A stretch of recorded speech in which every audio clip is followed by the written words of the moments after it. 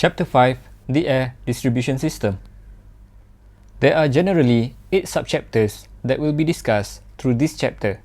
They are acceptable conditions air distribution, types of ducting system and component, room air diffusers and grills, determination of required air quantity based on room cooling load, conditions for good air distribution, losses in duct system, simple air ducting calculations based on equal friction method, and the procedures for design centralized air conditioning system. Based on our previous discussion in Chapter 3, we know that packaged and centralized system requires an air distribution system to deliver the proper amount of conditioned air to the desired design space. An air distribution system may include air handler such as air handling unit (AHU) and fan coil unit (FCU), series of ductworks, and other associated components such as fittings, diffusers, and grills. It is very important to have a proper design for the air distribution system so that the conditioned air can be effectively distributed within the desired space. This is the example of an air distribution system. There is an air handler, ductworks, and other components such as fittings, access hatch, and variable control damper (VCD). Subchapter 5.1: Acceptable conditions air distribution.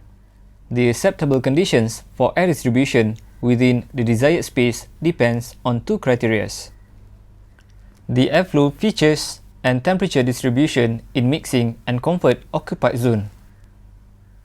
For the airflow features, the air velocities in terms of feet per minute (FPM) throughout the occupied zone must be appropriately reasonable to its application.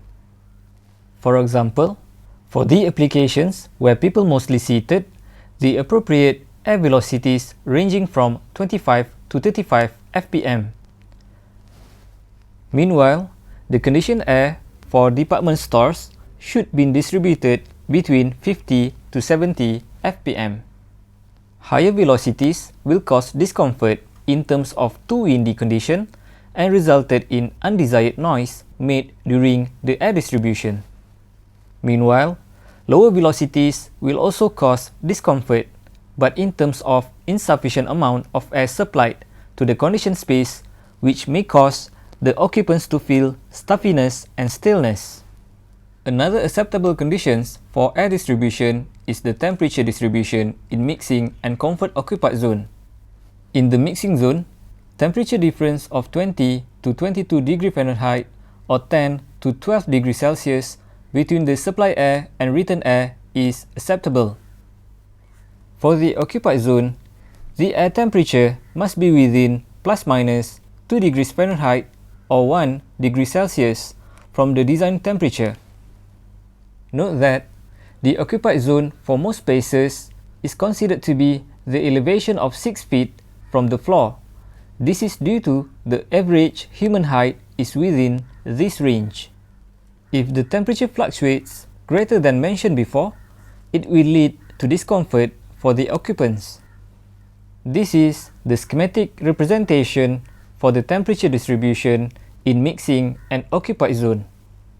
From this diagram, the supply air temperature is 55 degree Fahrenheit, which is equal to 12.78 degrees Celsius or equivalent to 13 degrees Celsius, while the return air is 77 degrees Fahrenheit or equal to 25 degrees Celsius.